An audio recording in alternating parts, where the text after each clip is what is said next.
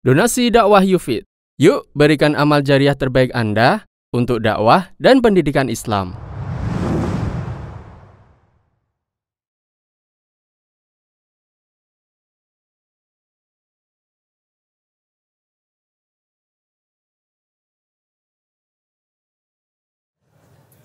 Bismillahirrahmanirrahim. Assalamualaikum warahmatullahi wabarakatuh. Alhamdulillahi ala ihsanihi wa syukru lahu ala taufiqihi wa amtinanihi. Asyhadu an la ilaha illallah wahdahu la syarika lahu ta'ziman li sya'nihi wa asyhadu anna Muhammadan abduhu wa rasuluhu da'ila ridwanihi. Allahumma salli alaihi wa ala alihi wa ashabihi wa ikhwanihi. Hadirin dan hadirat yang dirahmati oleh Allah Subhanahu wa taala. Alhamdulillah puji dan syukur kita panjatkan kepada Allah Subhanahu wa taala yang terus-menerus memberikan kita karunia, limpahan kenikmatan yang tiada henti-hentinya.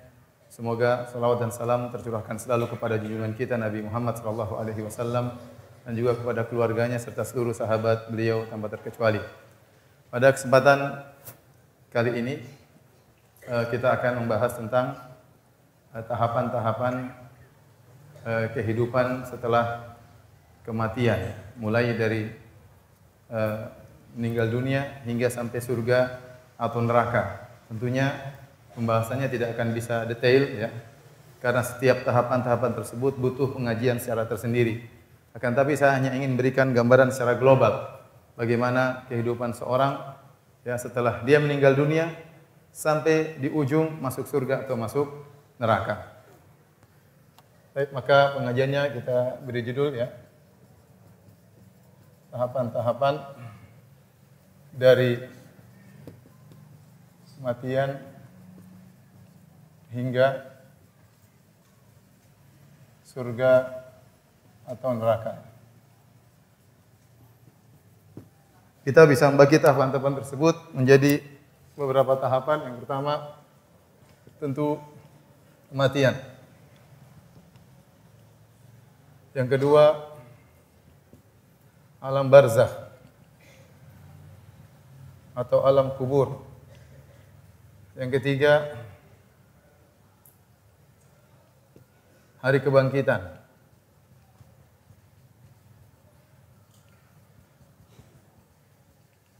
Yang keempat padang mahsyar.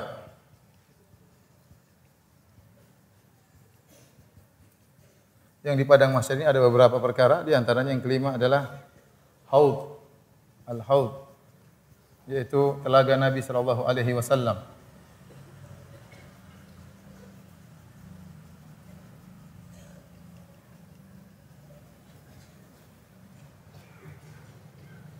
Terus yang kelima, keenam ya,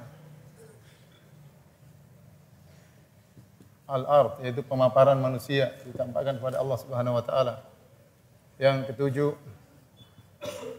persidangan di antara hamba.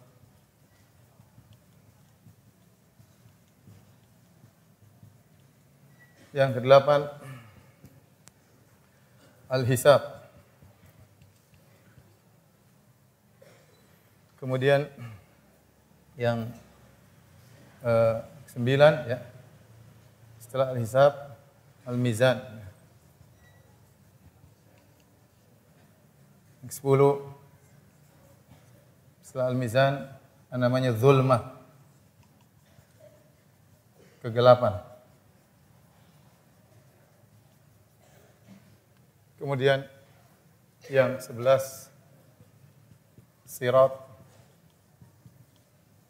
Kemudian yang ke-12 al-qantarah. Yang ke-13 surga tentunya. Di sini sirat atau neraka. Yang tidak lolos akan masuk neraka. Baik, hadirin dan hadirat yang dirahmati Allah Subhanahu wa taala, ini secara global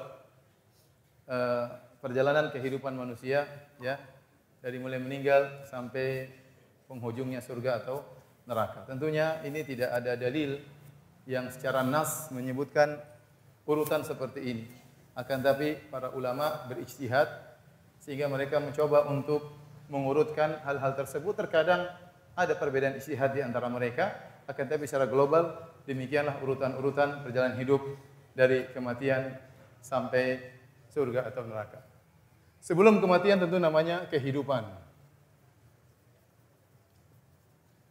Kehidupan kita cuma sebentar ya. 60 tahun ya. Ya sampai taruhlah 90 tahun. Dan kita tahu bahwasanya umur umat Muhammad SAW antara 60 sampai 70 tahun. Kata Nabi SAW, "A'maru ummati baina 60 ila 70 wa aqalla man yajuzu dzalik." Umur umatku antara 60 sampai 70 dan hanya sedikit yang lewat dari 70 tahun. Rata-rata seorang setelah mencapai 60 sebelum 70 sudah dipanggil oleh Allah Subhanahu wa taala. Ini menjelaskan kepada kita bahwasanya kehidupan kita di dunia ini hanyalah sebentar. Sebentar sekali dibandingkan dengan perjalanan ya menuju surga atau neraka yang dilanjutkan dengan kehidupan yang sangat abadi. Padang mahsyar saja kata Allah fi yaumin kana miqdaruhu 50 alf sanah. Pada hari di padang mahsyar yang satu hari seperti yang ukurannya seperti 50.000 tahun. Apa bandingannya dengan hanya sekedar 60 sampai 90 tahun atau 80 tahun? Maka ini menunjukkan hidup di dunia cuma hanya sebentar. Yang perlu kita renungkan adalah kehidupan kita yang panjang ini yang tiada penghujungnya, yang merupakan kehidupan abadi. Seorang bagaimanapun dia hidup, dia akan meninggal dunia. Ya. Apalagi Allah Subhanahu Wa Taala berfirman, "Wa ja'akumun nadhir," telah datang peringatan bagi kalian. Dan di antara peringatan adalah, sebagaimana tafsir sebagian salaf, adalah uban. Ya.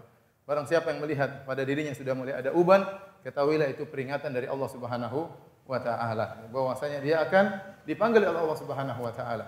Dan orang semakin tua dia merasakan kelemahan. Yang tadinya dia pandangannya tajam mulai melemah, yang tadinya pendengarannya tajam mulai melemah, yang tadi kekuatannya kuat sekarang mulai melemah. Ini adalah rahmat Allah bagi seorang manusia agar dia sadar bahwasanya dia akan menuju kepada titik nol. Dia akan kembali ya lemah dan akan meninggal dunia. Seandainya seorang selalu kuat, selalu muda, maka dia akan lupa diri, dia akan sombong ya. Allah Subhanahu wa taala berfirman, "Aina ma takunu yudrikumul maut." Dimanapun kalian berada, kalian akan dikejar oleh kematian. Walau kuntum fi burujim musyayyadah. Meskipun kau berada di tembok yang kokoh, ya. Siapapun orangnya, apakah raja atau presiden, di tembok yang sangat kokoh, dijaga oleh pengawal yang luar biasa, bersenjata lengkap. Jika kematian datang kepadanya, tidak ada yang bisa menolak kematian tersebut. Ya. Ya. Qul innal mautal ladzi tafirruna minhu fa innahu mulaqikum.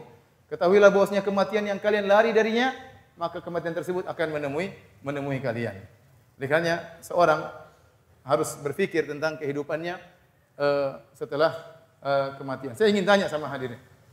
Yang umurnya lebih dari 70 tahun angkat tangan. Kemana pergi? Sudah masuk dalam tahapan berikutnya. Baik, yang umurnya di atas 60, angkat tangan. 1, 2, 3, hati-hati ya. Hati-hati ya benar. Karena umur umat Nabi 60 sampai 70. Yang di atas 70 sudah enggak ada, ya. Yang rambutnya sudah ubanan angkat tangan. Sudah. Peringatan dari Allah Subhanahu wa taala. Kematian akan datang dengan berbagai macam Allah kehendaki. Apakah dengan gempa, apakah dengan tsunami, apakah dengan sakit, ketabrak mobil, tiba-tiba kena jantung, ya. Macam-macam kematian. Dan sering kematian datang tanpa ada pemberitahuan terlebih dahulu. Oleh karena para hadirin hadirat yang Allah Subhanahu wa taala, inilah kehidupan kita yang hanya sedikit dari 60 sampai 70 tahun, ya. Kemudian kita akan masuk pada fase berikut yang disebut dengan yaumul akhir. Dan yaumul akhir dimulai dengan kematian. Ya, dimulai dengan apa? Kematian. Selesai dari kehidupan dunia. Kematian, para hadirin dan hadirat yang dirahmati oleh Allah Subhanahu wa taala, ya, yaitu dengan datangnya malaikat maut kemudian mencabut nyawa seseorang. Entah dicabut dengan cara yang keras sebagaimana nyawanya orang kafir atau dicabut dengan cara yang lembut sebagaimana nyawanya orang beriman. Kata Allah Subhanahu wa taala, "Wan nazi'ati gharqa wan nasyitati nashta."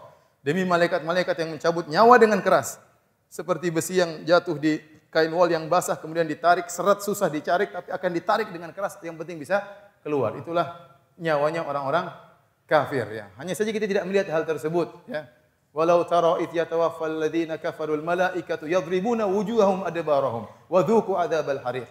Seandainya engkau bisa melihat bagaimana malaikat mencabut nyawa-nyawa orang kafir sambil mukul wajah mereka dan belakang mereka, dan malaikat berkata kepada mereka, rasakan adab yang pedih. Bisa jadi kita melihat seorang kafir meninggal dalam kondisi tenang, tapi sungguhnya nyawanya disiksa oleh malaikat. Ini perkara yang gaib. Adapun seorang yang beriman, maka nyawanya keluar dengan tenang seperti air yang keluar dari ceret dengan begitu mudahnya dan begitu lembutnya. Semoga Allah Subhanahu wa taala menganugerahkan kepada kita husnul khatimah. Kita sedang melakukan ketaatan, sedang baca Quran, sedang ibadah kepada Allah, ya. Kemudian dicabut nyawa kita oleh Allah Subhanahu wa taala. Dan jangan sampai kita sedang bermaksiat kepada Allah, tahu-tahu kita dicabut nyawa kita oleh Allah Subhanahu wa taala. Hati-hati. Ada yang sedang merampok, tahu-tahu dibunuh atau terbunuh, ya. Ada yang lagi bermaksiat, ya, lagi berzina, tahu-tahu dicabut nyawanya oleh Allah Subhanahu wa taala, ya. Dan berbagai macam orang. Ada yang lagi mabuk, tahu-tahu apa? Mati, dicabut nyawanya oleh Allah Subhanahu wa taala. Ada lagi yang melihat hal-hal yang haram, tahu-tahu dicabut nyawanya oleh Allah Subhanahu wa taala. Berbagai macam sebab, ya. Maka jangan sampai seorang meninggal dalam kondisi su'ul khatimah. Dia berhati-hati, minta kepada Allah Subhanahu wa taala. Ya. Ibu-ibu juga demikian. Jangan lagi ngomel-ngomel suami, tahu-tahu mati. Itu husnul khatimah atau su'ul khatimah?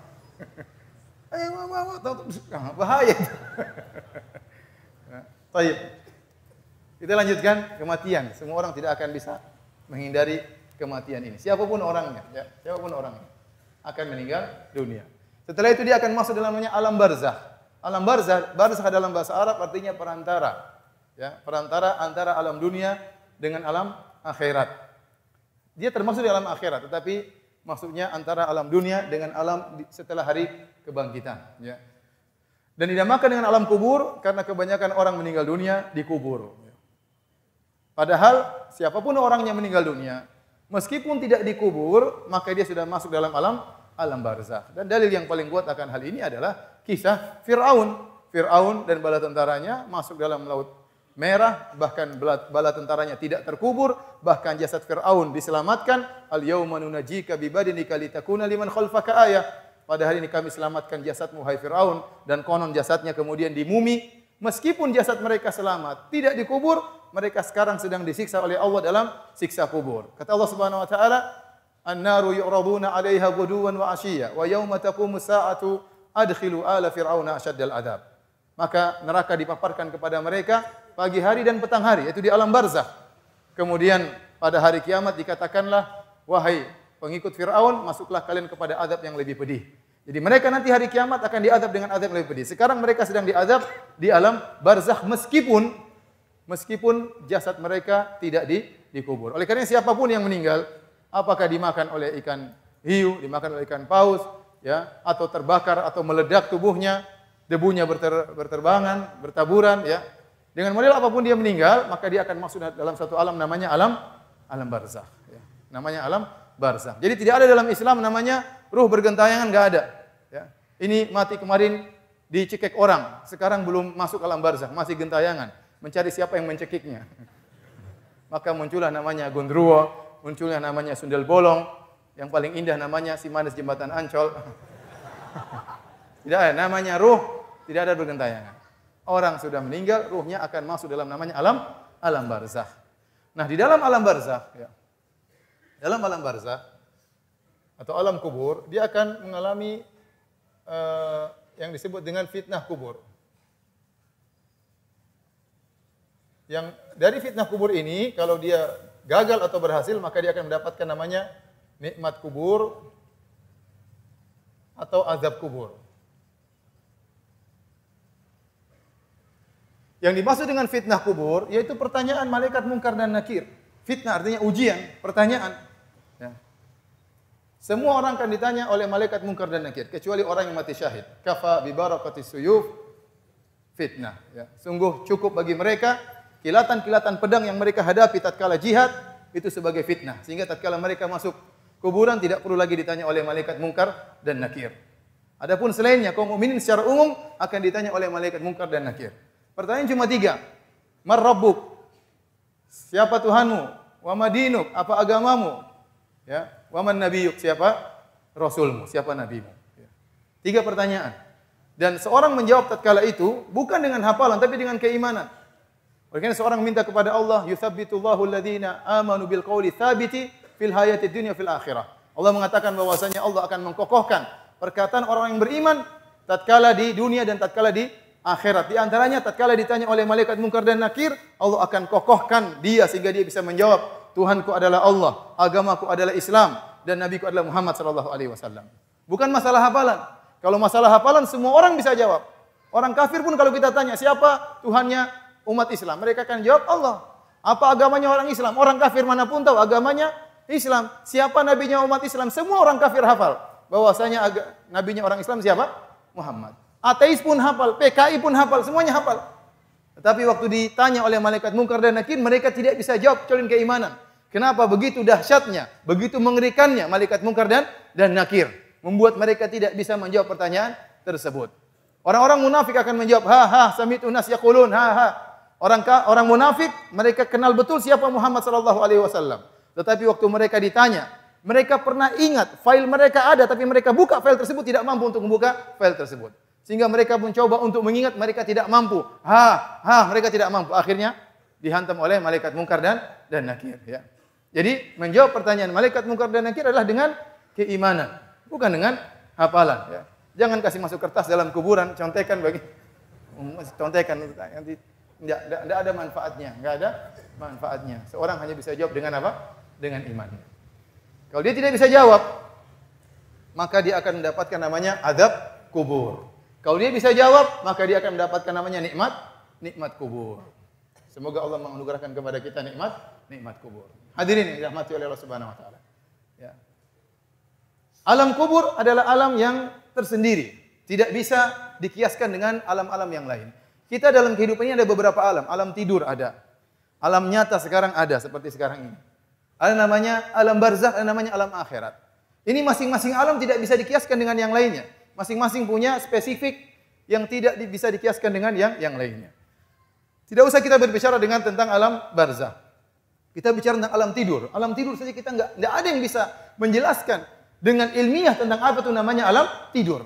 Tetapi seorang tatkala tidur dia merasakan hal-hal yang luar biasa. Terkadang dia bangun dalam kondisi ketakutan, terkadang keringat basah tubuhnya, ya. Terkadang dalam kondisi wajah berseri-seri, terkadang bahagia, terkadang mimpi indah, terkadang mimpi buruk, seakan-akan dia di alam nyata. Ternyata alam apa? Alam tidur. Ternyata alam tidur. Tiba-tiba seorang bermimpi dalam tidurnya dia berpoligami. Begitu dia bangun dia ketakutan, minta maaf sama istrinya. Maaf, tadi malam saya mimpi poligami. Dalam mimpi saja takut, apalagi di alam nyata. Baik. Ini alam tidak bisa dikiaskan. Nah, kebanyakan orang sesat dalam masalah alam barzakh karena mereka mencoba mengkiaskan alam barzakh dengan alam nyata. Dan itu kesalahan yang fatal. Karena tidak bisa dikiaskan antara alam yang satu dengan alam yang lainnya. Contoh dalam hadis Nabi SAW jelaskan bagaimana siksaan terhadap sebagian orang dalam alam barzakh. Waktu Nabi SAW dimimpikan bertemu dengan dua orang, kemudian Nabi SAW melihat ada seorang yang sedang duduk, kemudian satunya berdiri, kemudian mengambil besi kalub, besi yang tajam, kemudian merobek dari bibirnya sampai ke lehernya. Kemudian dia pindah merobek lagi sebelah sini. Kalau sini dirobek maka sini sudah sembuh. Dia pindah lagi ke sebelah sini, robek sini sembuh. Dan terus begitu sampai hari kiamat. Sampai hari kiamat. Berarti itu alam barzakh. Karena hari kiamat azab yang lain lagi. Disebutkan dia disiksa sampai hari kiamat. Maka Nabi bertanya, man hadza? Siapa ini? Maka dikatakan inilah orang yang dia berdusta, yakdzibu kadzbah, dia berdusta satu dusta saja. Fatablugul afaq. Maka kedustaan ini akhirnya sampai ke sepenjuru dunia. Satu dusta saja membuat dia bisa diadab di alam barzakh dengan azab yang sedemikian mengerikan. Ya. Kalau zaman dahulu orang mau dusta susah. Ya, sarana komunikasi tidak ada, media sosial tidak ada. Seorang berdusta dia harus sewa orang untuk naik kuda, bohong ke sana, bohong ke sini supaya bisa tersebar kedustaannya di seluruh alam semesta. Kalau sekarang orang mau dusta tersebar ke alam semesta gampang. Tinggal bikin pernyataan, tinggal berita palsu, kemudian enter, masuk ke media sosial, tersebar di seluruh alam semesta. Kemudian dia diadab oleh Allah dengan adab seperti ini. Waliyadzubillah. Maka seorang hati-hati. Di zaman modern sekarang ini, jangan sampai dia sembarang berdusta. Kalau dia sengaja berdusta, kemudian disebarkan, dibaca di seluruh penjuru dunia, maka dia terancam dengan adab yang sangat pedih.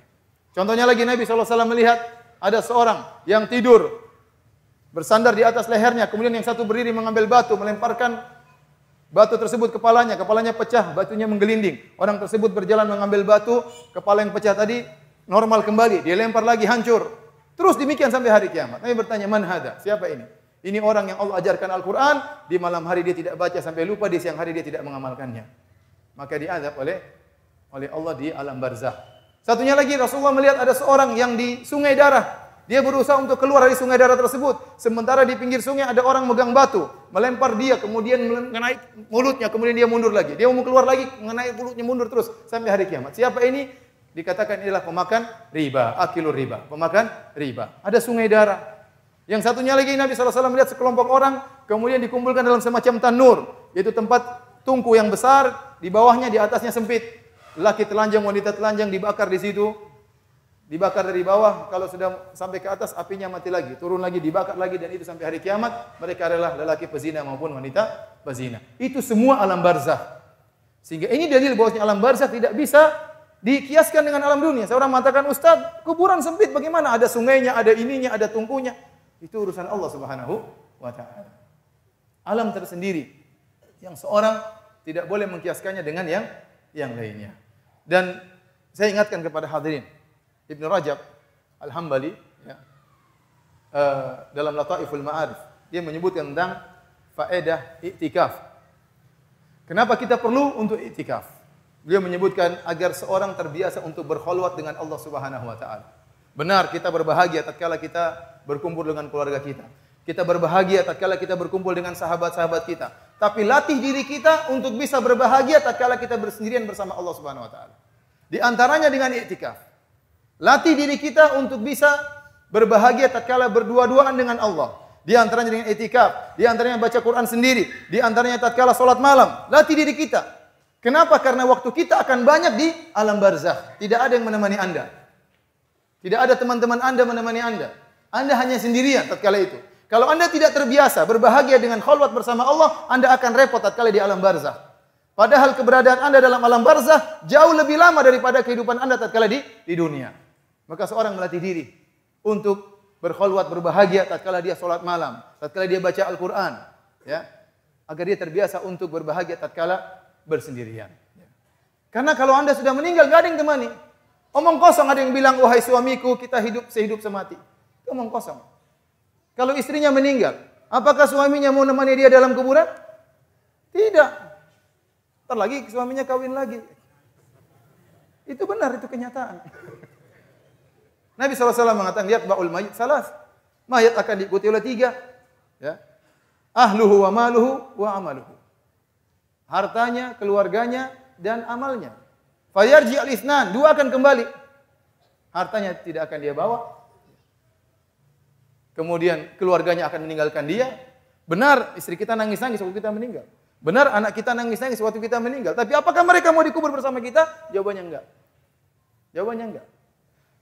Kita akan sendirian dalam alam barzakh. Kalau kita tidak terbiasa berbahagia dengan berkholwat dengan Allah Subhanahu wa taala, kita akan repot di alam barzakh. Maka seorang berusaha untuk melatih diri berbahagia tatkala sendirian. Buka Al-Qur'an meskipun tidak ada yang lihat. Rajulun dzakarallaha khalian fafadhat ainah.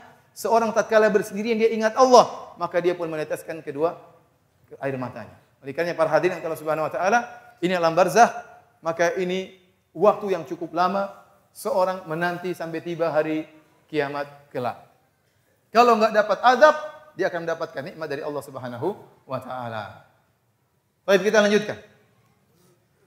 Kemudian tiba hari kebangkitan. Hari kebangkitan disebutkan ada khilaf di kalangan para ulama. Apakah ada nafkhatain atau salasa nafkhat? Apakah ada 2 kali tiupan sangkakala atau 3 kali tiupan sangkakala? Taruhlah kita katakan 3 tiupan sangkakala. Yang pertama nafkhatul ula, tiupan sangkakala pertama, ya. Tiupan pertama yang disebut dengan nafkhatul faza'.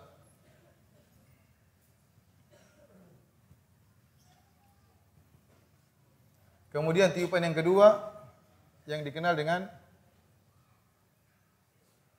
nafkhatu as-sa'q.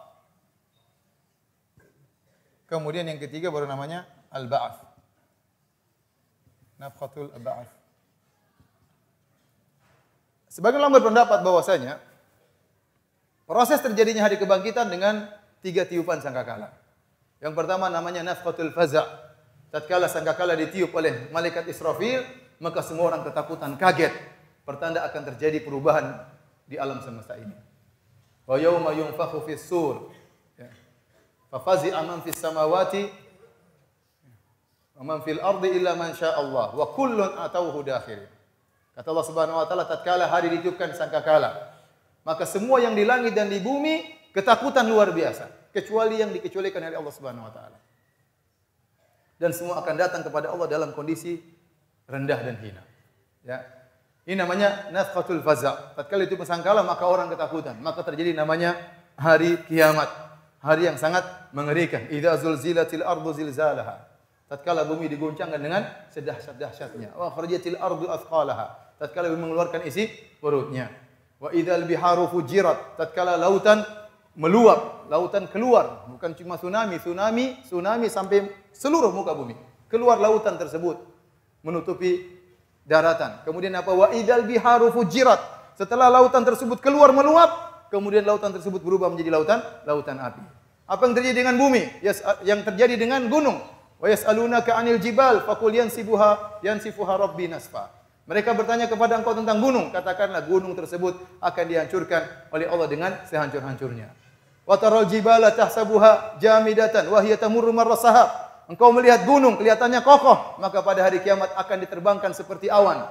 Diterbangkan, dicabut dari pasaknya, kemudian ditabrakkan oleh Allah Subhanahu wa taala. Maka hancurlah gunung-gunung tersebut, la tara fiha iwajan wala amta. Kau tidak akan melihat ada lagi lembah maupun ya gunung, semuanya telah dihancurkan oleh Allah Subhanahu wa taala. Ya, idza sama'un fatarat, hari tersebut tatkala langit terbelah. Idza sama'un syaqqat, tatkala langit terbelah. Ya, kemudian kata Allah Subhanahu wa taala, wa idza kusyitat, ya kata Allah langit tersebut kemudian ditarik oleh Allah Subhanahu wa taala seperti kulit dari hewan, kemudian dilepas oleh Allah Subhanahu wa taala dari tempatnya, dilepas oleh Allah Subhanahu wa taala. Setelah itu Allah melipat langit-langit tersebut, ya, was samawati matwiyatun bi yaminih. Maka langit-langit kemudian dilipat oleh tangan kanan Allah Subhanahu wa taala. Hari tersebut hari yang sangat dahsyat. Kata Allah Subhanahu wa taala, "Ya ayuhan nasu taqu rabbakum, inna zalzalatas saati syai'un 'adzim." Wahai manusia sekalian, takutlah kepada Rabb kalian. Sungguh gempa yang terjadi pada hari kiamat sangatlah dahsyat. Kita tidak berbicara gempa dunia yang sungguh mengerikan, yang sangat menakutkan. Kita bicara tentang gempa yang sangat dahsyat, jauh lebih dahsyat daripada apa yang kita alami di dunia ini. Itu gempa tatkala hari kiamat. Sampai kata Allah Subhanahu wa taala, "Yauma tarawunaha." Tatkala kalian melihat hari tersebut, tadhalu kullu murdi'atin amma arda'at. Wanita yang sedang menyusui anaknya tidak akan dia pedulikan dengan anaknya. Ini gambaran bagaimana seorang ibu sangat sayang kepada anaknya dan dia sedang menyusui anaknya. Namun tatkala tiba hari tersebut, dia tidak akan pedulikan anaknya. Wa taran nasa sukara wa ma hum bisukara. Engkau melihat orang berjalan seperti orang mabuk namun mereka tidak mabuk. Walakinna adzaballahi syadid. Akan tapi adab Allah sangat pedih. Itu namanya nafqatul ula, nafqatul faza', semua ketakutan. Setelah itu namanya nafqatul sa'at. Wa nufikha fis sur, fa sa'iqa man fis samawati man fil ardi illa man syaa Allah. Maka ditiupkan kedua kali oleh malaikat Israfil sangkakala tersebut. Maka semua yang ada di langit dan di bumi semuanya tewas, semuanya mati, kecuali yang dikecualikan oleh Allah Subhanahu wa taala. Ada yang bilang malaikat Jibril tidak ikut mati. Ada yang mengatakan hamalatul arsy yang memikul ya arsy Allah tidak mati. Ada yang mengatakan malaikat Israfil juga tidak mati. Ada yang mengatakan malaikat Israfil setelah meniup dia juga mati. Namun Allah menghidupkan dia kembali. Maka semuanya akan tewas. Kemudian setelah itu baru kemudian nafhatul ba'ats. Kata Allah Subhanahu wa taala yaitu tiupan untuk membangkitkan manusia. Tsumma nufikha fihi ukhra fa idzahum qiyamun yanzurun. Kemudian ditiupkan sangkakala yang berikutnya, tiba-tiba manusia bangkit dari kuburan mereka sambil menunggu kedatangan Allah Subhanahu wa taala. Ya. Ini yang disebut dengan hari kebangkitan. Hadirin dan hadirat yang dirahmati oleh Allah Subhanahu wa taala. Bagaimana kondisi manusia tatkala dibangkitkan?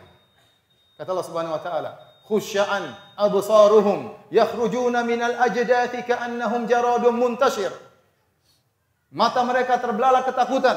Yakhrujuna minal ajdath, mereka keluar dari kuburan-kuburan, ka'annahum jaradun muntashir, seperti belalang yang bertaburan. Al-Imam Al-Baghawi mengatakan hayaro, mereka bingung, bimbang mau kemana, seperti belalang yang terbang tidak ada arahnya. Mereka kaget dengan kondisi tersebut. Tiba-tiba dibangkitkan matahari dengan jarak 1 mil. Mereka bingung apa yang mereka lakukan. Hari tersebut, yauma yafirul mar'u min akhi, tatkala seorang lari dari saudaranya, wa ummihi wa abi, dia akan meninggalkan ibunya dan ayahnya, wa sahibatihi wa bani, dia akan meninggalkan istrinya dan anak-anaknya. Kenapa? Seorang masing-masing sibuk dengan urusannya. Hari yang sangat mengerikan pada hari tersebut. Oleh karenanya disebutkan bagaimana Nabi sallallahu alaihi wasallam mengatakan mereka dibangkitkan dalam kondisi tidak berpakaian. Kata Nabi sallallahu alaihi wasallam, yuhsyarun nasu yaumal qiyamati hufatan uratan gurlan buhman. Manusia akan dibangkitkan pada hari kiamat kelak dalam kondisi tidak memakai alas kaki, dalam kondisi tidak berpakaian, dalam kondisi belum disunat, dalam kondisi tidak bawa apa-apa, tidak ada secercah dunia yang dia bawa. Kata Nabi SAW, kama bada'na awwala khalqin nu'iduh. Demikianlah sebagaimana kami mulai penciptaan, kami akan ulangi lagi. Sebagaimana seorang anak lahir di atas muka bumi ini, dari perut ibunya, tidak berpakaian, tidak beralas kaki, tidak ada harta yang dia bawa. Demikian juga tatkala dibangkitkan pada hari kiamat. Jangankan dibangkitkan pada hari kiamat. Tatkala seorang dikubur, apa yang dia bawa? Tidak ada yang dia bawa. Harta yang dia kumpulkan selama ini, rumah yang dia miliki, harta yang sangat banyak yang dia miliki, tidak ada yang dia bawa ke dalam kuburan. Sampai-sampai kalau orang meninggal di Arab Saudi, meskipun dia kaya raya, meskipun dia punya hotel, meskipun dia punya kebun-kebun yang banyak, kalau dia meninggal dunia, tidak ada harta yang dia bawa untuk dirinya. Kenapa? Kain kafannya gratis, proses penyelenggaraan jenazah gratis. Dia datang masuk dalam kuburan tanpa ada sepeser dari duit yang dia kumpulkan selama ini dia bawa ke dalam kuburan. Tidak ada sedikit pun. Tidak ada sedikit pun. Dia masuk dalam kuburan, tidak ada yang dia bawa dari hartanya. Tidak bisa dia manfaatkan sama sekali. Bagaimana kita tatkala dia dibangkitkan? Kata Nabi SAW, yuhsyarun nasu yaumal qiyamati hufatan uratan. Dibangkitkan dalam kondisi tidak beralas kaki, tidak berpakaian. Jangankan dunia yang begitu banyak, sendal saja tidak punya tatkala dibangkitkan. Jangankan sendal, pakaian dia tidak punya untuk dibangkitkan. Semua yang dia miliki dia tinggalkan, jabatan, kehebatan, kekuasaan, semua dia tinggalkan. Dia bangkitkan dalam kondisi demikian. Tidak ada jabatan tatkala di akhirat kecuali 2, penghuni surga atau penghuni neraka. Semua jabatan ditinggalkan. Limanil mulkul yaum. Milik siapa kerajaan pada hari tersebut? Lillahil wahidil qahar. Hanya milik Allah Subhanahu wa taala. Malik yaumiddin, yang menguasai hari pembalasan. Tidak ada yang bisa sombong pada hari tersebut dengan kekuasaannya, dengan kekayaannya. Maka manusia dibangkitkan dalam kondisi sangat mengenaskan, tidak memiliki apa-apa yang dia kumpulkan selama ini di atas muka bumi. Oleh karena para hadirin yang rahmati Allah Subhanahu wa taala. Seorang hati-hati di atas muka bumi ini. Boleh dia kumpulkan hartanya, boleh dia bersenang-senang, tapi dia harus punya simpanan untuk akhiratnya. Karena apa yang dia kumpulkan akan dia tinggalkan. Semuanya tidak ada yang dia bawa dalam kuburannya, apalagi dia bangkit dengan membawa harta tersebut, tidak sepeser pun yang akan dia bawa. Kemudian manusia akan dikumpulkan di suatu padang namanya padang mahsyar. Padang mahsyar ini ada khilaf di kalangan para ulama. Apakah dia dari bumi tersendiri, bumi yang baru atau bumi yang ada sekarang ini kemudian dimodifikasi? Ada 2 pendapat di kalangan para ulama. Nabi Allah Subhanahu wa taala berfirman, "Yauma tubaddalul ardu ghairal ardi was samawat." Hari di mana bumi diganti dengan bumi yang lain. Baik, kata Allah Subhanahu wa taala, "Yauma tubaddalul ardu ghairal ard." Tatkala bumi diganti dengan bumi yang lain. Ada yang mengatakan bumi diganti dengan bumi yang baru. Ada yang mengatakan bumi yang sekarang inilah yang kemudian dimodif oleh Allah untuk dijadikan padang mahsyar. Dan pendapat yang kedua lebih dekat kepada kebenaran. Makanya Allah berfirman, wa idzal ardu muddat, tatkala bumi ditarik, didatarkan. Kemudian dalam Al-Quran juga Allah berfirman, yauma idzin tuhadditsu akhbaraha. Pada hari tersebut bumi akan mengabarkan tentang kabar-kabarnya. Yaitu dia akan bersaksi di hadapan Allah, si fulan melakukan ketaatan di atas saya. Si fulan salat di atas saya. Si fulan bersedekah di atas saya. Sebaliknya dia akan bersaksi, si fulan berzina di atas saya. Si fulan bermaksiat di atas saya. Sehingga bumi itu pula lah yang akan dijadikan sebagai padang mahsyar. Wallahu a'lam bishawab. Ini ada pendapat di kalangan para ulama. Kemudian manusia pun dikumpulkan di padang mahsyar, Kemudian dibangkitkan sesuai dengan model-model mereka masing-masing. Orang-orang kafir dibangkitkan dengan mengenaskan, mereka berjalan di atas wajah-wajah mereka. Dibangkitkan bukan berjalan dengan kedua kaki, tapi menjadikan wajah mereka sebagai kaki mereka. Maka waktu Nabi ditanya, "Ya Rasulullah, bagaimana mereka bisa berjalan di atas wajah mereka?" Maka Nabi sallallahu alaihi wasallam mengatakan, "Alaisa alladhi amshahu fid dunya ala rijlaihi qadiran ala an yumshiyahu ala wajhi, bukankah Allah yang membuat dia orang kafir ini waktu di dunia bisa berjalan di atas kedua kakinya, mampu untuk membuat dia tatkala di akhirat berjalan di atas wajahnya? Tentu Allah mampu. Bala. Baik. Orang-orang yang bertakwa kepada Allah Subhanahu wa taala akan dimuliakan oleh Allah Subhanahu wa taala. Allah akan nampakkan amal soleh mereka. Orang yang mati syahid akan dibangkitkan dengan tubuh yang penuh darah. Kata Nabi sallallahu alaihi wasallam, "Al-launu laudun dam wa rihu rihul misik." Darah yang keluar berwarna darah tetapi aromanya aroma minyak kasturi. Seorang yang berpuasa akan dibangkitkan sementara mulutnya mengeluarkan bau yang sangat harum. Itulah di antara tafsiran sebagian ulama, la khulufu famis shaim atyabu indallahi min rihil misik. Sungguh bau mulut dari seorang yang berpuasa lebih harum di sisi Allah daripada minyak kasturi. Sebagian ulama mengatakan itu tatkala di hari kiamat. Jadi tersohor dia. Keluar bau harum dari mulutnya, orang tahu ini orang yang suka berpuasa. Orang yang suka azan maka akan dijadikan tinggi oleh Allah Subhanahu wa taala. Innal muadzdzinina atwalun nasi anaqan yaumal qiyamah. Sungguhnya orang tukang azan maka akan ditinggikan oleh Allah pada hari kiamat kelak. Kenapa? Tatkala di dunia mereka senantiasa meninggikan kalimat Allah Subhanahu wa taala. Maka pada hari tersebut mereka akan terlihat dari jauh dimuliakan oleh Allah Subhanahu wa taala. Dan demikian orang-orang yang berbuat kebaikan akan ditonjolkan oleh Allah Subhanahu wa taala pada hari kiamat kelak. Allah mencari-cari orang yang saling mencintai karena Allah. Ainal mutahabbuna bi jalali? Mana orang-orang yang saling mencintai karena aku, kata Allah Subhanahu wa taala. Yang menyambung persaudaraan bukan karena dunia, tapi benar-benar karena Allah, karena akhirat, maka pada hari tersebut Allah akan muliakan mereka. Allah akan sohorkan mereka. Yang selama ini mereka ikhlas, tidak mau tampil, Allah akan tampilkan mereka semuanya pada hari kiamat kelak. Adapun para pelaku maksiat, mereka juga akan dipermalukan oleh Allah Subhanahu wa taala. Contoh, seorang yang berdusta maka akan dipasang liwat di hadapan dia, bendera menunjukkan inilah sang pendusta, inilah sang pengkhianat. Semua orang kenal orang ini pengkhianat. Orang yang suka minta-minta tanpa ada keperluannya, minta terus, tidak punya malu, maka pada hari kiamat kelak Allah akan datangkan dia dalam kondisi wajahnya wajah tengkorak, tidak ada dagingnya sama sekali. Kata Nabi SAW, la tazalul mas'alatu bi ahadikum hatta yalqallaha yaumal qiyamah wa laysa ala wajhi muz'atu lahmin. Akan senantiasa seorang meminta sampai dia datang pada hari kiamat bertemu dengan Allah dalam kondisi wajahnya tidak ada dagingnya sama sekali. Demikian juga seorang yang sombong, kata Allah Subhanahu wa taala, yuhsyarul mutakabbiruna yaumal qiyamah ka'amsali dzarfi suwarir rijal yaksyahumudz dzul min kulli makan. Orang-orang yang sombong pada hari kiamat akan dibangkitkan pada hari kiamat seperti ukurannya seperti semut. Bentuknya manusia tapi ukurannya seperti semut. Hampir diinjak oleh orang-orang, diliputi oleh kehinaan dari segala sisi. Di dunia selama ini dia sombong dengan jabatannya, sombong dengan hartanya, sombong dengan nasabnya, sombong dengan pangkatnya. Maka pada hari kiamat selama di dunia dia merasa besar. Di dunia di akhirat Allah akan jadi kecil seperti semut, hampir diinjak oleh manusia-manusia yang lain.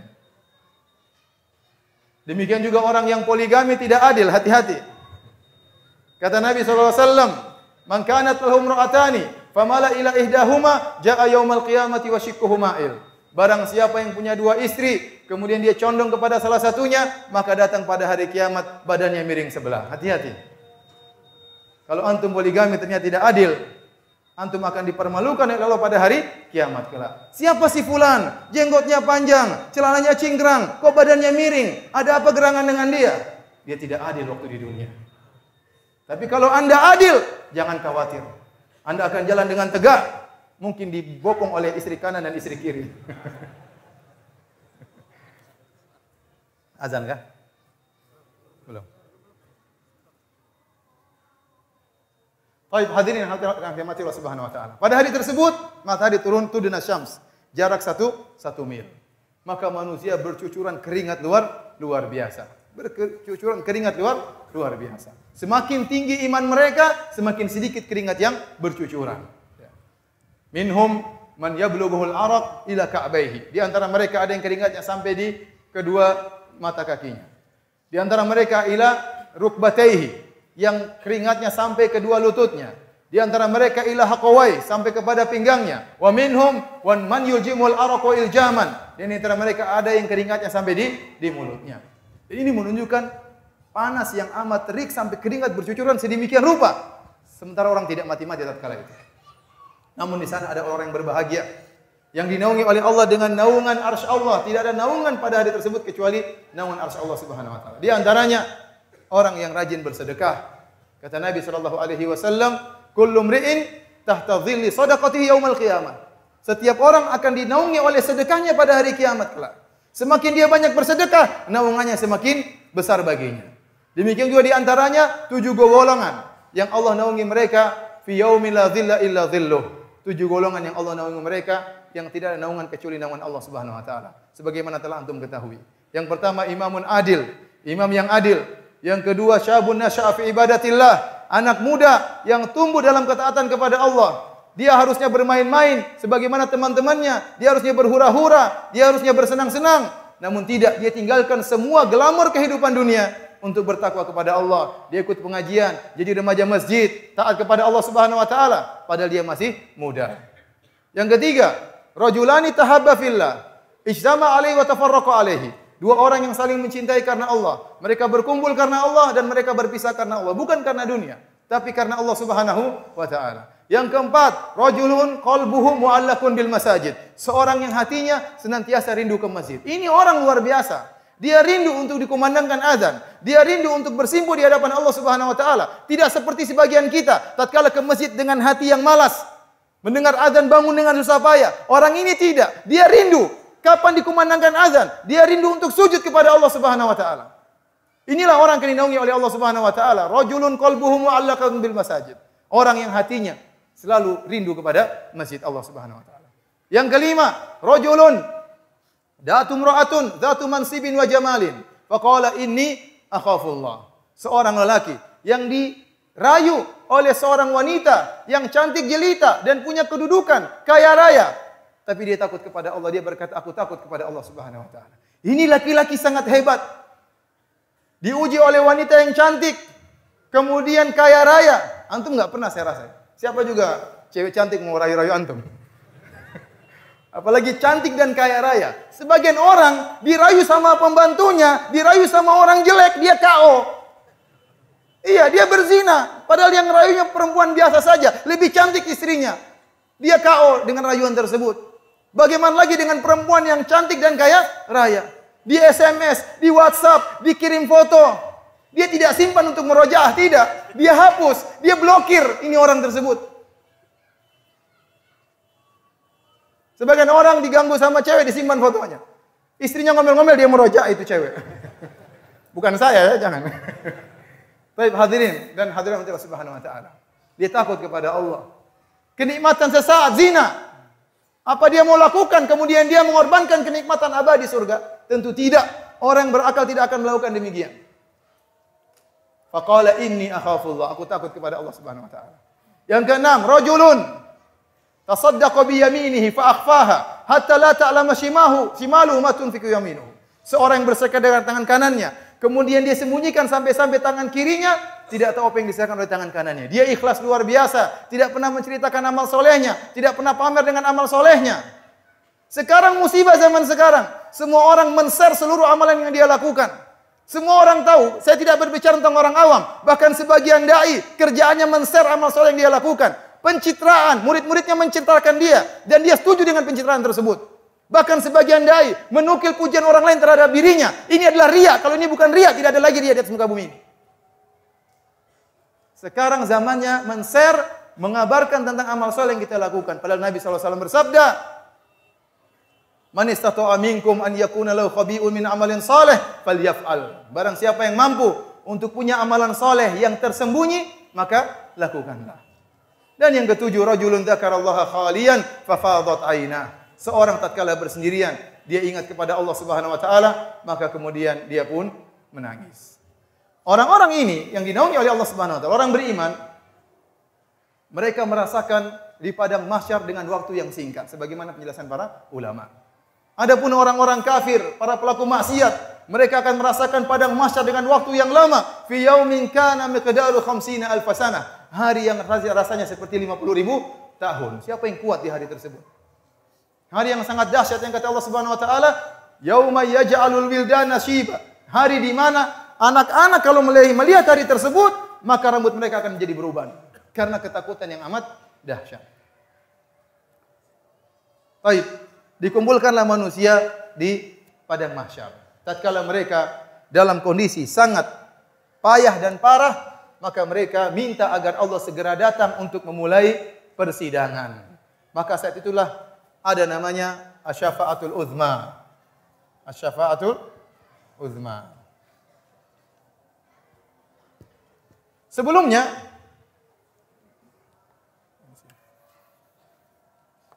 di sini ada namanya syafaat al-uzma.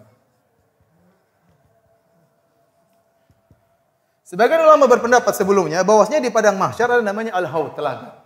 Ada yang khilaf, dua pendapat di kalangan para ulama. Jumhur ulama berpendapat bahwasanya haudun Nabi sallallahu alaihi wasallam, telaga Nabi letaknya di padang mahsyar. Sebagian ulama berpendapat bahwasanya telaga Nabi terletak setelah sirat. Intinya khilaf. Al-Imam Al-Bukhari lebih condong bahwasanya telaga terletak setelah sirat, ya. Adapun jumhur ulama berpendapat bahwasanya telaga letaknya tatkala di padang mahsyar. Sebagaimana Nabi sallallahu alaihi wasallam mengatakan, "Ana faratukum 'alal haud." Aku akan mendahului kalian di telaga Nabi sallallahu alaihi wasallam. Kemudian kata Nabi, "Likulli nabiyyin haudun." Setiap nabi ada telaganya. Nabi datang ke telaga Nabi sallallahu alaihi wasallam dan mempersilahkan umatnya yang sedang penuh kehausan untuk minum dari telaga Nabi sallallahu alaihi wasallam. Adapun umat-umat yang lain yang ingin menghampiri telaga Nabi, maka Nabi usir. Baik, kita lanjutkan pengajian kita. Ya. Para hadirin dan hadirat rahmatullah subhanahu wa taala. Maka manusia sangat kepanasan di padang mahsyar karena jarak matahari cuma 1 mil. Maka mereka minta tolong kepada para anbiya, para nabi, agar memohon kepada Allah untuk memberi syafaat kepada mereka, agar mohon kepada Allah agar persidangan segera dimulai. Saya kalau kasih gambaran ibarat ada orang ingin disidang tapi ruang sidang ditutup, hakimnya enggak datang-datang, sementara di luar panas sangat terik, tunggu berjam-jam, maka berusaha gimana hakimnya segera datang agar mulai persidangan. Maka dalam kondisi payah tersebut mereka datang kepada Nabi Adam. Kemudian mereka memuji Nabi Adam. Ya Adam, anta abul bashar, khalaqakallahu biyadayhi wa asjadalaka malaikatah. Amma tara ma nahnu fi? Ala tashfa'lana 'inda rabbik? Mereka berkata, wahai Adam, engkau adalah nenek moyang manusia. Allah ciptakan engkau dengan kedua tangannya. Langsung. Dan Allah menyuruh malaikat sujud kepadamu. Tidakkah kau lihat? Ya, jadi mereka sebutkan kehebatan Adam supaya Adam pede untuk minta syafaat kepada Allah Subhanahu wa taala. Disebutkan kemuliaan Adam. Tidakkah kau lihat kondisi kami? Kami ini cucu-cucumu. Tidakkah kau beri syafaat bagi kami di sisi Allah? Apa kata Adam alaihissalam? Inna rabbi qad ghadiba al-yawma ghadaban lam yaqdab mithlahu qablahu wala ba'dahu. Sungguhnya Rabbku sedang murka pada hari ini. Tidak pernah Allah murka sebelumnya seperti ini, dan Allah tidak murka sesudahnya setelah ini. Dan sungguhnya aku telah melanggar pohon yang dilarang oleh Allah untuk aku mendekatinya. Kemudian kata Nabi Adam, nafsi nafsi. Nafsi nafsi itu artinya apa? Artinya saya juga butuh syafaat. Saya juga butuh syafaat. Sebagian orang menerjemahkan ya masing-masing. Enggak, bukan begitu terjemahannya. Terjemahannya nafsi nafsi, saya juga butuh syafaat. Saya juga butuh syafaat. Bukannya Adam tidak mempedulikan mereka. Ya. Adam tidak egois, ya urusan saya sendiri, ente sendiri. Enggak. Tapi Adam mengatakan nafsi nafsi, jiwaku juga butuh dengan syafaat. Idhabu ila ghairi. Pergilah kalian kepada nabi yang lain. Idhabu ila Nuh. Pergilah kalian kepada Nuh. Mereka pergi kepada Nabi Nuh. Nabi Nuh juga minta uzur, tidak bisa beri syafaat. Kemudian mereka pergi kepada Nabi Ibrahim. Wahai Ibrahim, engkau kasih Allah, dan seterusnya mereka puji. Nabi Ibrahim juga tidak bisa beri kasih syafaat. Nabi Ibrahim mengatakan, saya pernah berusaha 3 kali. Ya. Padahal dosa-dosa yang dilakukan oleh nabi-nabi ini, itu semua sudah diampuni oleh Allah. Mereka sudah bertobat. Namun mereka tetap tidak pede untuk minta syafaat, untuk ngomong kepada Allah, ya Allah datanglah mulai persidangan. Mereka tidak berani. Kemudian mereka pergi kepada Nabi Musa. Nabi Musa berkata, "Inni qataltu nafsan lam umar bi qatliha." Sungguh aku pernah membunuh satu jiwa yang aku dilarang untuk membunuhnya. Nabi Musa ingat lagi dosanya. Padahal dosanya sudah diampuni oleh Allah Subhanahu wa taala. Dia tidak pede untuk berbicara kepada Allah. Pergilah kepada nabi yang lain, kepada Nabi Isa. Nabi Isa juga menolak sampai kepada Nabi Muhammad sallallahu alaihi wasallam. Maka Nabi Muhammad SAW sujud di bawah arsy Allah Subhanahu wa taala, lantas memuji Allah dengan pujian-pujian yang kata Nabi, aku belum bisa memuji Allah sekarang dengan pujian-pujian tersebut. Ada pujian-pujian indah yang sekarang Nabi pun tidak bisa. Nabi hanya bisa tatkala di padang mahsyar, tatkala Nabi ingin memberi syafaat bagi umatnya. Baru Allah ajarkan tatkala itu. Maka Nabi memuji Allah Subhanahu wa taala dengan pujian-pujian yang indah. Lantas Allah berkata, "Ya Muhammad irfa' ra'sak wasal tu'tah washfa' tusyaffa'." Wahai Muhammad, angkatlah kepalamu dari sujudmu. Mintalah, kau akan dikabulkan. Berilah syafaat. Maka itulah disebut dengan syafaatul uzma, yaitu yang kata Allah Subhanahu wa taala, ya, wa minal laili fatahajjad bihi nafilatan lak asa ayyab'ataka rabbuka maqaman mahmuda. Semoga Allah membangkitkan engkau dalam kedudukan yang mulia, yaitu tatkala syafaatul uzma, tatkala seluruh nabi menolak, tidak pede untuk beri syafaat kepada manusia. Maka datanglah Allah, wa jaa rabbuka wal malaku saffan saffa. Datanglah Rabbmu dan malaikat bersaf-saf menyambut kedatangan Allah Subhanahu wa taala, maka dimulailah persidangan. Hadirin dan hadirat yang dirahmati Allah Subhanahu wa taala. Maka disebut dengan al-ard, yaitu manusia dipaparkan seluruhnya di hadapan Allah Subhanahu wa taala. Tidak ada yang bisa sembunyi. Karena padang mahsyar, ya, kata Nabi sallallahu alaihi wasallam, la ma'lama fiha li ahad. Tidak ada tanda apapun di atas padang mahsyar tersebut. Tidak ada gunung, tidak ada lembah, tidak ada pohon, tidak ada rumah, tidak ada yang bisa bersembunyi. Semuanya kelihatan oleh Allah Subhanahu wa taala. Semua nampak dilihat oleh Allah Subhanahu wa taala. Yaumahum barizun. Semuanya nampak kelihatan. Tidak ada yang tersembunyikan di sisi Allah Subhanahu wa taala. Maka mulailah namanya persidangan di antara para hamba. Yang punya masalah disidang oleh Allah Subhanahu wa taala. Dan Allah Maha Adil. Oleh karenanya, sebagaimana dijelaskan oleh para ulama, yang dibangkitkan oleh Allah bukan cuma manusia, hewan-hewan juga dibangkitkan agar Allah menunjukkan Allah Maha Adil. Kata Allah Subhanahu wa taala, "Wa idzal wuhusyu husyirat", tatkala binatang-binatang buas dikumpulkan di padang mahsyar. Ya. "Wa ma min dabbatin fil ardi wala ta'irun yatiru bi janaihi illa umamun amsalukum ma farratna fil kitabi min syai' thumma ila rabbihim yuhsyarun." Kata Allah, tidaklah setiap binatang dan burung, ya, kecuali mereka adalah umat-umat seperti kalian, dan mereka akan dikembalikan kepada Allah Subhanahu wa taala. Ini dijadikan dalil oleh para ulama bahwasanya hewan-hewan juga akan dibangkitkan oleh pada hari kiamat kelak. Untuk apa? Untuk menjalani qisas. Makanya dalam Sahih Muslim dari Abu Hurairah radhiyallahu anhu, Nabi sallallahu alaihi wasallam bersabda, "La tu'addunnal huquqa ila ahliha yaumal qiyamah hatta yuqada li syatil jalha min asyatil qarna." Sungguh kalian akan mengembalikan hak-hak kalian kepada pemiliknya. Hak-hak akan dikembalikan kepada pemiliknya. Sampai-sampai Allah akan mengkisos kambing yang bertanduk, yang di dunia pernah mentanduk kambing yang tidak bertanduk. Allah akan kisos hewan-hewan tersebut. Bukan berarti hewan ini setelah dikisos akan masuk surga atau masuk neraka. Tidak. Setelah itu, setelah dikisos, Allah mengatakan, "Kuni turaba", jadilah kalian sebagai tanah. Tapi Allah akan tunjukkan, jangankan hak di antara manusia, hak di antara hewan saja Allah kembalikan. Kalau hak di antara kambing yang bertanduk dengan kambing tidak bertanduk, Allah urus pada hari kiamat, apalagi hak manusia. Antum ambil apapun, antum akan kembalikan pada hari kiamat kelak. Kalau harta antum diambil, yakinlah akan dikembalikan oleh Allah pada hari kiamat. Sekarang seorang ngambil hak orang, menjatuhkan hak orang, melanggar hak orang lain, cuek, tidak peduli, pada hari kiamat akan dikembalikan. Contoh sederhana, tanah saja, lihat tanah. Tanah, sampai satu tanah sertifikatnya sampai 2, 3, 4, banyak. Orang bukan ngerampas 1 jengkal lagi, 1 hektar dia rampas. Ini siksaannya kayak apa? Man iqtata'a ardhan shibran dzulman, barang siapa yang mengambil sejengkal tanah karena kezaliman, tuwiqahu yaumal qiyamah sab'a aradin, dia akan dikalungkan dengan 7 lapis bumi pada hari kiamat kelak. Orang sekarang ngambil tanah banyak. 1000 meter, 2000 meter, patok, bikin sertifikat. Kalau ditegur, ya akhi, ini sudah ada yang miliki. Sudah ada sertifikatnya. Biasa sertifikat banyak. Bumi ini 7 lapis, 1 lapis, setiap lapis ada sertifikatnya. Dan itu mengerikan. Hari kiamat akan berbahaya orang-orang seperti ini. Maka orang akan disidang.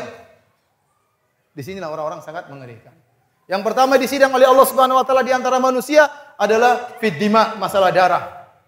Masalah darah, masalah pemukulan, masalah, ya, pertumpahan darah. Maka yang terbunuh akan menggeret orang yang bunuhnya. Dia datang kepada Allah, "Ya Allah, hadza fulan qatalani." Ya Allah, si fulan ini pernah membunuh saya di dunia. Allah sidang pada hari kiamat. Semuanya disidang. Ini si fulan ngambil harta saya. Ini si fulan menjatuhkan harga diri saya. Ini si fulan menuduh saya dengan tuduhan yang tidak-tidak. Ini si fulan berdosa nama saya. Dia akan tuntut di hadapan Allah Subhanahu wa taala. Kalau kambing saja Allah urus, apalagi manusia. Antum kalau harta dan martabat antum dijatuhkan, jangan sedih. Anda akan ambil pada hari kiamat. Jangan sedih. Harta kita diambil orang, jangan sedih, akan kita ambil pada hari kiamat. Tidak ada al-hukuk la tadhi', tidak ada hak yang akan hilang. Akan dikembalikan pada pemiliknya pada hari kiamat. Makanya kita tahu hadis tentang al-muflis, orang yang merugi.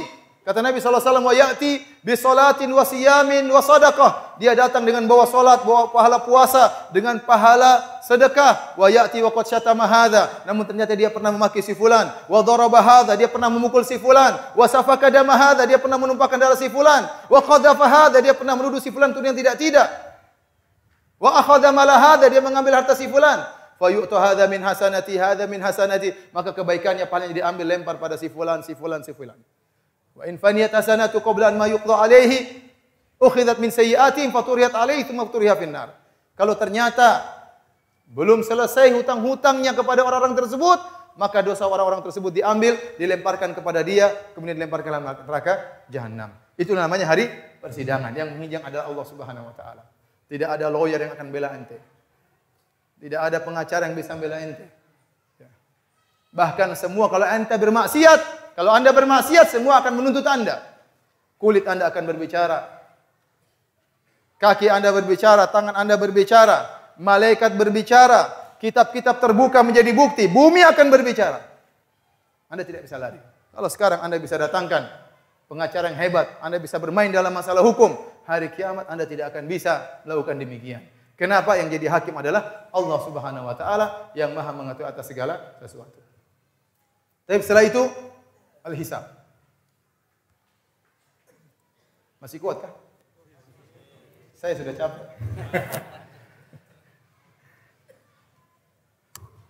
Baik. Hadirin, setelah itu namanya hisab. Hisab ini kalau bahasa kita namanya audit. Mengaudit amalan kita, semua diaudit, diklasifikasikan. Ya. Mana debit, mana kredit. Mana amalan soleh, mana amalan maksiat. Dihisab oleh Allah Subhanahu wa taala. Dan hisab kata para ulama ada dua, ya. Yang namanya hisaban yasiran, al-ard atau hisab yasir. Yang kedua namanya munaqasyah. Orang-orang beriman akan dihisab dengan hisab yasir, ya. Hisab yang ringan. Apa maksud hisab yang ringan? Yaitu Allah akan panggil dia berdua dengan Allah, tidak dipermalukan di hadapan orang lain. Kemudian Allah akan bukakan sebagian dosa-dosa dia. Bukankah kau pernah melakukan demikian? Bukankah kau melakukan demikian? Kata dia, benar ya Allah. Benar ya Allah. Benar ya Allah. Hatta idza dhanna annahu qad halak, sampai dia menyangka dia akan binasa, maka Allah mengatakan, inni qad satartuha 'alaika fid dunya. Sungguh dosa-dosamu ini aku tutupi tatkala kau di dunia. Tidak aku ungkap dosa-dosa tersebut. Maka pada hari ini aku akan ampuni dosa-dosamu. Ini namanya hisaban yasir. Semoga Allah menghisab kita dengan hisab yang yasir. Allah tidak panjang-panjang, Allah tidak bongkar seluruhnya, hanya sebagian sampel-sampel. Agar hamba tahu betapa kasih sayang Allah kepada dia. Bahwasanya di dunia Allah tutup aib-aibnya. Kalau Allah bongkar saja 10 aibnya, tidak ada yang duduk dengan dia. Dan sekarang di akhirat Allah ampuni dosa-dosanya. Maka itu namanya hisab yasir. Adapun orang-orang yang binasa, maka mereka akan dimunaqasyah. Munaqasyah maksudnya disidang oleh Allah Subhanahu wa taala. Yang Nabi SAW bersabda, "Man nuqishal hisab udzib." Barang siapa dimunaqasyah oleh Allah, dia akan tersiksa. Tersiksa. Kenapa? Allah akan audit secara detail. Tidak ada yang ditinggalkan oleh Allah, baik yang besar maupun yang kecil, semuanya diungkap oleh Allah Subhanahu wa taala. Kau pernah begini, kau pernah begini, kau pernah begini, kau pernah begini, semua diungkap. Dan dia diaudit seperti itu, dia akan tersiksa. Tersiksa tatkala diaudit. Bayangkan kalau kita dipanggil orang, kemudian di hadapan orang, jaksa kemudian mengatakan hakim, kau pernah begini, jaksa itu mengatakan kau begini, dibongkar catatannya banyak sekali. Ya, ini sangat memalukan, ini sangat menyiksa dirinya. Kemudian yang kedua, siksaan, dia akan masuk neraka jahanam. Waliyadzubillah. Ya. Semoga kita dihisab dengan hisab yang yasir. Dan lebih daripada itu, semoga kita masuk surga tanpa hisab. Semoga kita masuk surga tanpa hisab. Taib, setelah diaudit, maka kemudian tatayurus suhuf. Penerimaan apa? Catatan amal.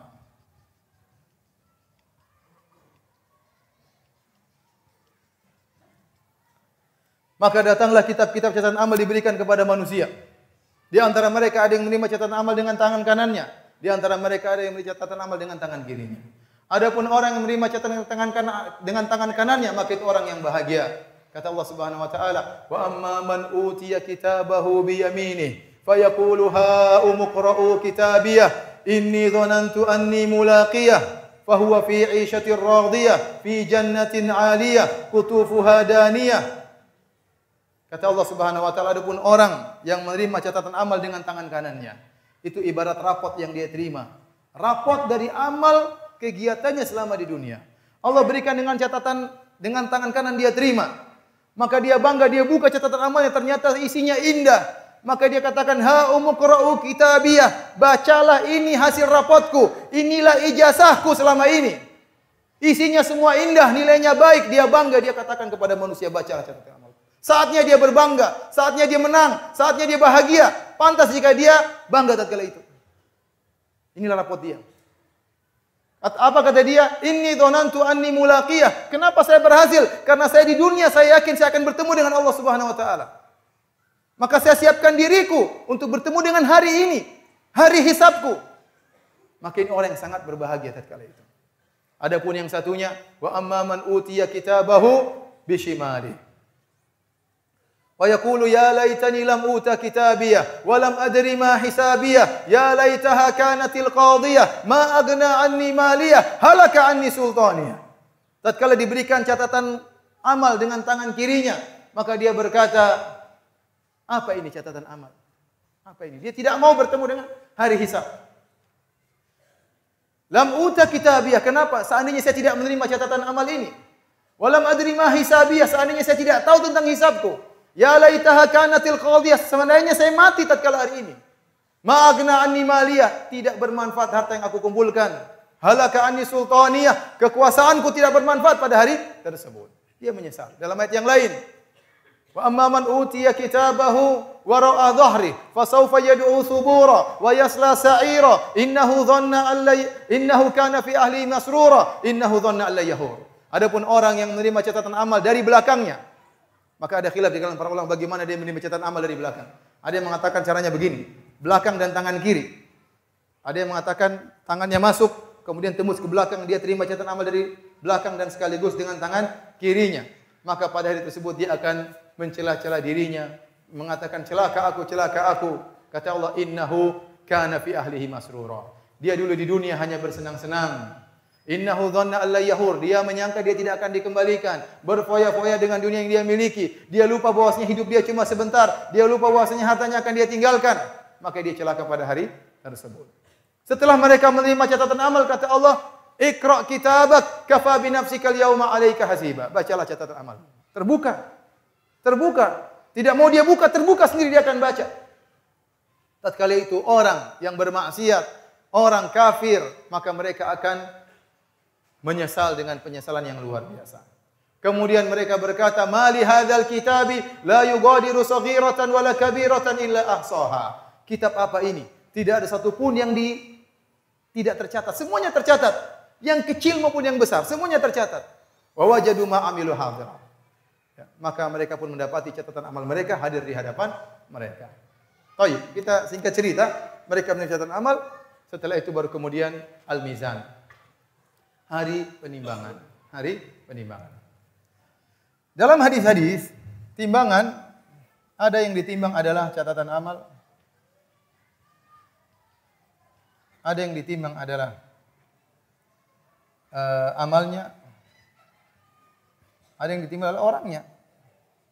Namun ini semua tidak ada perselisihan kata para ulama, semuanya kembali kepada amal saleh. Contoh dalil bahwasanya ditimbang catatan amal seperti hadis Sahibul Bitaqah yang didatangkan ya, wa yunshar lahu tis'atun wa tis'una sijillan, dibukakan bagi dia 99 catatan amal keburukan. Kemudian dia punya kartu la ilaha illallah. Kemudian ditimbang ternyata lebih berat la ilaha illallah. Ini berarti ditimbang apa? Catatan amalnya. Ada dalil yang timbang adalah amalnya, seperti sabda Nabi sallallahu alaihi wasallam, walhamdulillahi wa subhanallah alhamdulillah tamla'ul mizan. Subhanallah alhamdulillah akan memenuhi timbangan. Contoh kata Nabi sallallahu alaihi wasallam, kalimatani khafifatani 'ala lisani, thaqilatani fil mizani, ya, habibatani ila rahman. Dua kalimat yang ringan di lisan, dicintai oleh Allah, namun berat di timbangan. Yaitu kalimat apa? Subhanallah bihamdi, subhanallah azim. Contoh amal soleh ditimbang, kata Nabi sallallahu alaihi wasallam, "Ma min syai'in athqalu fi mizanil mu'min yaumil qiyamah min husnil khuluq." Tidak ada yang lebih berat pada hari kiamat dalam timbangan seperti beratnya akhlak yang mulia. Akhlak mulia itu paling memberatkan timbangan. Murah senyum, mudah memaafkan, tidak sombong, tawadhu, menghargai pendapat orang lain, mendengarkan pendapat orang lain, itu akhlak yang mulia. Itu timbangannya sangat berat pada hari kiamat kelak.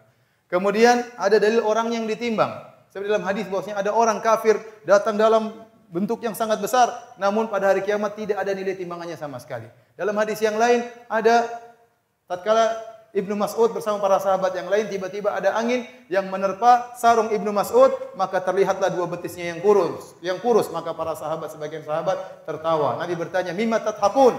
Kalian tertawa karena apa? Para sahabat berkata, min dikoti saqaihi, karena kurusnya dua betisnya wahai Rasulullah. Maka Rasulullah SAW berkata, "Lahuma fil mizan yaumal qiyamah athqalu min jabal Uhud." Sungguh dua betisnya Ibnu Mas'ud yang kurus itu pada hari kiamat akan lebih berat daripada gunung Uhud. Ya. Taib, timbangan itu punya dua sifat di sisi Allah. Yang pertama sifat timbangan adalah adil. Wa nada'u mawazinal qista yaumal qiyamah. Kami letakkan timbangan yang adil pada hari kiamat kelak. Yang kedua, detail. Sangat detail, sedikit pun semuanya ditimbang. Wa may ya'mal mithqala dzarratin khairan yarah. Barang siapa yang melakukan kebajikan meskipun sedikit pun, maka dia akan melihat hasilnya. Wa may ya'mal mithqala dzarratin syarran yarah. Barang siapa yang melakukan keburukan sebesar seringan zarrah pun, sekecil apapun, mereka akan melihat hasilnya. Dan zarrah itu sesuatu yang sangat kecil. Ada yang mengartikan semut kecil, ada yang mengartikan adalah butiran pasir yang kita ambil kalau kita pulkan tanah kita di tanah, ada kotoran kita ambil satu butir, itu namanya zarrah. Ada yang mengatakan partikel-partikel kalau kita buka jendela, ada partikel-partikel kecil kita ambil satu, itu namanya zarrah. Kalau ada kebaikan, keburukan sekecil itu akan ada hasilnya pada hari kiamat kelak. Luqman berkata kepada anaknya, "Ya bunayya, innaha in takum mithqala habbatin min khardalin fatakum fi sakhratin aw fis samawati aw fil ardi ya'ti biha Allah." Wahai putraku, sungguhnya amal kebaikanmu atau amalmu buruk atau baik, meskipun hanya seringan biji sawi, fatakun fi sakhratin, meskipun amalmu tersebut tersembunyikan dalam batu, tidak ada yang lihat, di tengah-tengah batu yang besar. Au fis samawat, atau dibuang di luar angkasa sana, tidak ada yang lihat. Au fil ardi, atau tertanam dalam bumi yang paling dalam. Ya'ti biha Allah, Allah akan datangkan pada hari kiamat. Kalau Anda melakukan kebajikan, meskipun tidak ada yang tahu, meskipun niat yang baik dalam relung hati Anda yang paling dalam, Allah tahu dan Allah akan datangkan pada hari kiamat. Meskipun tidak ada yang tahu. Tapi kalau Anda melakukan kemaksiatan, meskipun semua orang tidak ada yang tahu, Allah akan datangkan pada hari kiamat kelak. Oleh karenanya benar sabda Nabi sallallahu alaihi wasallam, "La tahqiranna minal ma'rufi syai'an walau an talqa akhaka biwajhin thaliq." Jangan kau meremehkan kebaikan apapun meskipun hanya senyum tatkala bertemu dengan saudara. Kenapa? Timbangan Allah Maha Adil, kebaikan apapun tidak ada yang sia-sia. Sekecil apapun tidak ada yang sia-sia. Baik. Setelah itu disebutkan oleh para ulama, maka dibedakan, dikelompok-kelompokkanlah manusia. Setelah timbangan dikelompok manusia. Wamtazul yauma ayyuhal mujrimun. Maka terpisahlah wahai orang-orang jahat. Ya. Usyurul ladzina zalamu wa azwajahum. Kumpulkanlah orang-orang zalim berserta dengan pasangan-pasangannya. Yahudi dengan Yahudi, Nasrani dengan Nasrani, munafik dengan munafik. Ya. PKI dengan PKI. Ya. Dikumpulkan masing-masing. Koruptor dengan koruptor, orang-orang zalim dengan orang zalim. Ateis dengan ateis, dikumpulkan seluruhnya masing-masing. Yang sombong dengan orang-orang sombong, yang sombong dengan jabatannya, dikumpulkan orang sombong dengan jabatannya. Yang sombong dengan hartanya, dikumpulkan orang sombong dengan hartanya. Dikumpulkan berkelompok-kelompok. Kemudian datang namanya az-zulmah, kegelapan. Tiba-tiba Allah menjadikan tempat tersebut gelap gulita. Kemudian Allah menyuruh mereka untuk melewati sirat. Apa itu sirat? Sirat adalah jembatan yang diletakkan di alamat ini jahannam, diletakkan di atas neraka jahanam. Dan kita neraka jahanam sangat luas. Bahkan dalam hadis, dalam neraka jahanam ada matahari, ada rembulan. Buat apa? Agar orang-orang yang menyembah matahari dan rembulan merasa menyesal ternyata yang mereka sembah juga dalam neraka jahanam. Bukankah dalam hadis Nabi pernah mendengar bunyi batu jatuh? Apa itu? Batu yang jatuh ke dasar neraka jahanam sejak 70 tahun yang lalu. Berarti neraka itu sangat dalam dan sangat luas. Nah, kalau antum tahu neraka jahanam sangat dalam dan sangat luas, berarti sirat juga sangat panjang. Sementara sirat itu dalam sifatnya adaku minas sya'ar wa ahaddu minas saif. Lebih tipis daripada rambut dan lebih tajam daripada pedang. Kemudian di sampingnya ada kalalib, ada besi-besi yang siap mencabik-cabik orang yang melewatnya. Seorang butuh cahaya untuk bisa lewat sirat tersebut. Kalau dia tidak punya cahaya, dia akan terjatuh sementara dia harus lewat. Maka tatkala itu orang-orang musyrikin, orang-orang kafir, orang-orang ateis, penyembah berhala, semuanya langsung masuk neraka, tidak perlu lewat sirat. Makanya kata para ulama, yang lewat sirat hanya orang KTP-nya Islam. Hanya orang mukmin sama orang munafik. Orang munafik KTP-nya Islam. Kemudian semuanya sudah masuk neraka jahanam. Tinggal orang-orang munafik sama orang mukmin. Tatkala itu berpisah antara orang munafik dengan orang mukmin. Kemudian keduanya dikasih cahaya oleh Allah Subhanahu wa taala. Orang-orang munafik sudah senang dapat cahaya. Tiba-tiba Allah cabut cahaya mereka. Yukhadi'una Allah walladzina amanu. Wa ma yakhda'una illa anfusahum. Mereka menipu Allah tatkala di dunia, menipu orang yang beriman. Seakan-akan mereka beriman, ternyata mereka tidak beriman. Ternyata hati mereka benci dengan syariat Islam.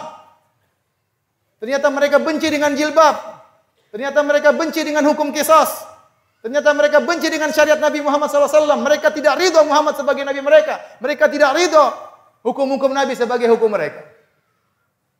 Adapun kita dianjurkan untuk membaca zikir pagi petang. Raditu billahi robba wa bil islami dina wa bi Muhammadin nabiyya.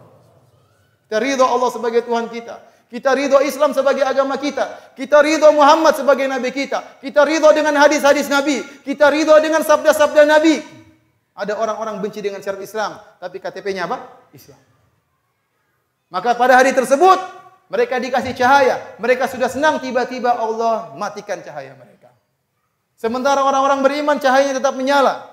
Maka mereka mengatakan, "Unduruna naktabis min nurikum." Wahai orang beriman, tunggu kami ingin ambil cahaya kalian. Alam nakum ma'akum, bukankah kami dulu bersama kalian orang beriman? Kata orang beriman, qalu bala walakinnakum fatantum anfusakum wa tarabbastum wartabatum wa gharratkumul amani wa hatta jaa amrullah wa gharrakum billahil gharur. Benar kalian dulu bersama kami. Kalian KTP-nya sama-sama Islam, kalian salat Id sama kami, kalian salat bersama kami, kalian puasa bersama kami, tapi kalian menanti-nanti jatuhnya Islam. Wa tarabbastum, kalian nunggu Islam kapan jatuh. Kalian bahagia kalau Islam itu jatuh. Kalian terpedaya sampai datang waktunya kalian meninggal dunia. Maka tatkala itu mereka pun tidak bisa mendapatkan cahaya dan akhirnya mereka terjerumus dalam neraka jahanam. Tinggal orang beriman yang melewati sirat. Sebagian ada yang diberikan cahaya setinggi gunung, sebagian diberikan cahaya setinggi pohon korma, sebagian mereka diberi cahaya hanya sekejap sekecil lampu di ujung jempol mereka. Kalau lampunya nyala mereka berjalan, kalau lampunya padam dia berhenti, tidak berani jalan. Salah langkah, jembatan sangat tipis langsung masuk dalam neraka jahanam. Sebagian mereka berjalan dengan begitu cepat seperti kejapan mata, seperti cahaya kilat. Ada yang seperti ka'ajawidil khail, seperti kuda yang cepat berlari. Ada yang seperti onta yang berlari. Sesuai dengan keimanan mereka masing-masing. Di antara mereka ada yang tidak selamat. Nabi SAW duluan selamat. Nabi berkata, Allahumma sallim sallim. Ya Allah selamatkan, selamatkan, selamatkan. Namun tidak semua umat Muhammad akan selamat. Tidak semua umat Muhammad mendapatkan syafaat Nabi tatkala itu. Sebagian mereka terjatuh dalam neraka jahanam. Tatkala lewat, tahu-tahu dicabik oleh besi, kemudian dijatuhkan dalam neraka jahanam, masuk dalam neraka jahanam. Sebagian mereka tatkala lewat, dicabik-cabik oleh oleh besi-besi tersebut, terpotong tangannya, terpotong kakinya, namun dia bisa selamat. Kata para ulama, mereka itulah orang-orang yang punya dosa, namun tidak mengharuskan mereka masuk neraka. Cukup mereka diadab tatkala di atas apa? Sirat. Sehingga akhirnya mereka pun selamat. Yang tidak selamat masuk dalam neraka jahanam. Kemudian setelah itu melewati sirat, ada namanya qamtarah. Kalau kita gambarkan sederhana, misalnya ini adalah neraka, kemudian ada sirat, sini tentunya surga. Maka setelah itu ada namanya qamtarah. Di sini namanya qamtarah. Qamtarah ini ada khilaf di kalangan para ulama. Apakah dia kelanjutan dari sirat, tapi bukan di atas neraka, dia di pelataran surga. Ada yang mengatakan jembatan tersendiri, namun bukan di atas neraka jahanam. Intinya kaum mukminin yang berhasil lolos dari sirat dikumpulkan di qantara. Buat apa? Untuk dibersihkan hati mereka. Mungkin yang masih jengkel-jengkelan, masih ngambek-ngambekan, yang mungkin tadi disidang oleh Allah marah-marahan. Allah bersihkan hati mereka. Wa naza'na ma fi sudurihim min ghillin ikhwanan ala sururin mutaqabilin. Allah cabut kejengkelan dari hati mereka sehingga mereka menjadi saudara-saudara yang saling berhadap-hadapan. Sehingga seorang mau surga dalam hatinya bersih, tidak ada kejengkelan sama sekali. Ya. Tidak ada kejengkelan sama sekali. Ya. Maka tidak benar waktu ada seorang bertanya kepada saya, Ustaz, saya tidak mau ajak istri saya masuk surga. Kenapa? Takut diomelin sama istrinya di surga. Ini mau kemana mas? Main sama bidadari. Sini dulu bidadari. Itu enggak ada di surga. Semua istri ridha, tidak ada yang jengkel-jengkelan, kecemburuan dicabut oleh Allah Subhanahu wa taala, semua masuk dalam hati yang bersih, maka mereka pun kekal dalam surga. Di antara penghuni surga dan penghuni neraka ada namanya Ashabul A'raf. Ashabul A'raf itulah orang-orang yang setelah ditimbang ternyata kebaikannya dan keburukannya sama berat. Yang Allah sebutkan dalam surat Al-A'raf, yaitu suatu tempat yang tinggi antara surga dan neraka. Ada yang mengatakan adalah sur, pagar, ada yang mengatakan bangunan. Ya, Allah berfirman, wa bainahuma hijab wa 'alal a'rafi rijalun ya'rifuna kullam bisimahum wa nadaw ashabal jannati an salamun 'alaikum lam yadkhuluha wa hum yatma'un. Dan di antara penghuni surga penghuni neraka ada Ashabul A'raf, tempat yang tinggi. Allah karena timbangan mereka dan kebaikan keburukan sama, Allah tahan mereka. Tidak tahu nasib mereka bagaimana. Tapi Allah buat mereka melihat penghuni surga. Mereka melihat penghuni surga, mereka berkata, salamun alaikum, kalian selamat. Lam yadkhuluha wa hum yatma'un. Mereka ingin masuk surga tapi mereka belum bisa.